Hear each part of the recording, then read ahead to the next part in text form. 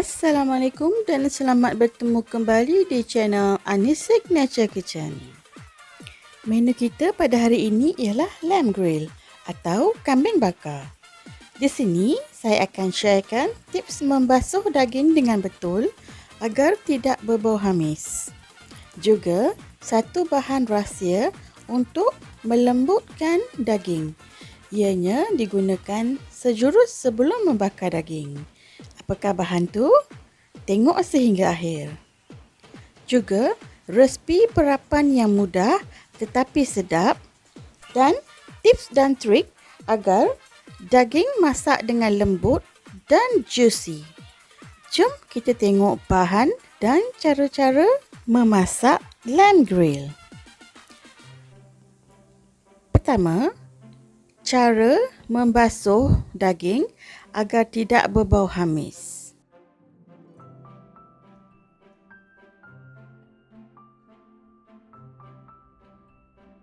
Saya gunakan lamb shoulder ketebalan 1 hingga 1,5 inci. Jangan nipis sangat. Kalau nipis, daging akan jadi keras dan liat. Masukkan 1 atau 2 sudu gula. Gaulkan dengan gula supaya mempercepatkan keluarnya darah dari daging. Biarkan 10 hingga 20 minit. Selepas 10 minit, bolehlah gaulkan pula daging dengan tepung gandum. 4 atau 5 sudu tepung gandum, campurkan dengan air. Gaulkan sehingga rata sambil diramas-ramas. Ini adalah untuk mengurangkan bau hamis yang ada pada kambing. Kemudian bolehlah dibilas bersih dan pastikan daging betul-betul kering. Kerana daging yang basah ataupun lembap tidak akan masak dengan sekata dan tidak akan garing.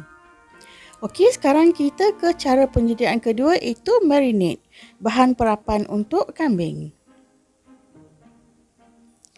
Saya gunakan setengah cawan sos tiram,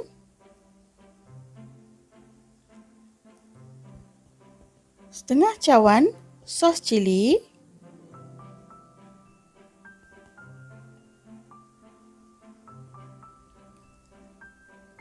tiga sudu kicap manis. Bahan selanjutnya ialah lada hitam. Gunakan lada hitam yang baru di blend atau ditembuk kasar kerana bau dan rasanya lebih sedap. Elakkan daripada menggunakan lada hitam yang dibeli di kedai. Kemudian garam kosher. Kalau tak ada, boleh gunakan garam kasar yang ditumbuk. Gunakan garam secukupnya kerana garam akan menaikkan rasa asli daging. 1 sudu, paste bawang putih dan juga halia. Gaulkan sebati.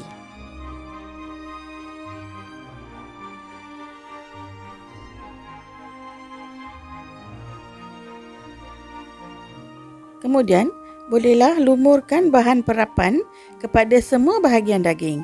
Pastikan semua bahagian daging terkena dan gaul sebati dengan bahan perapan.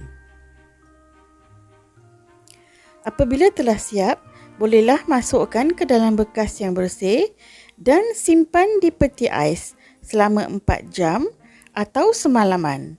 Kalau hendak simpan lebih lama, terus frozenkan. Boleh tahan sehingga sebulan.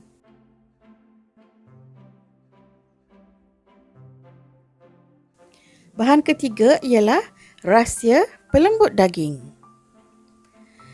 Bahan rahsia itu ialah buah nanas. Ambil 2 potong buah nanas, bersihkan dan potong kecil-kecil.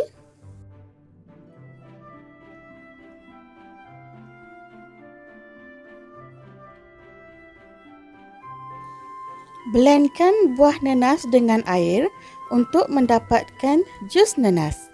Saya akan tunjuk cara penggunaan jus nanas. Yang keempat ialah cara membakar kambing supaya ianya juicy di dalam dan garing di luar. Panaskan minyak masak. Elakkan daripada menggunakan butter ataupun olive oil kerana ianya tidak sesuai untuk dimasak pada suhu yang tinggi.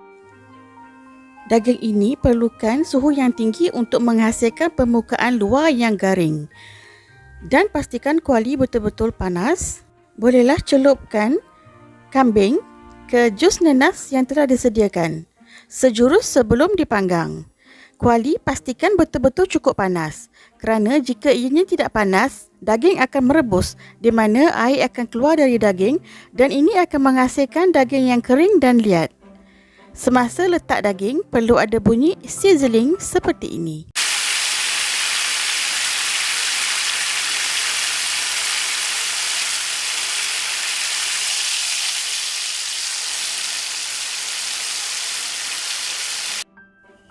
Pastikan seluruh daging terkena pada bahagian kuali agar masak sekata.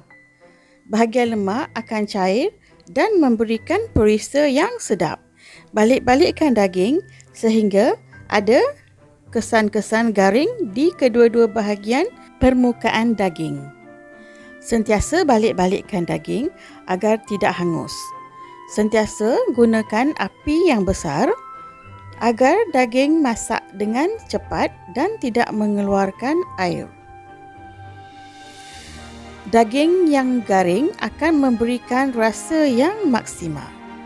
Angkat dan keluarkan. Boleh lihat ya betapa lembutnya sehingga ada bahagian daging yang terpisah. Okey, ulangi proses yang sama kepada semua daging yang ada.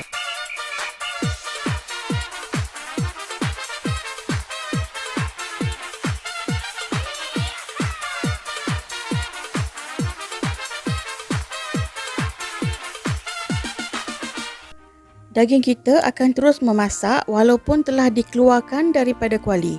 Oleh sebab itu, kita kena biarkan daging ini rest selama 10 minit sebelum dihidangkan.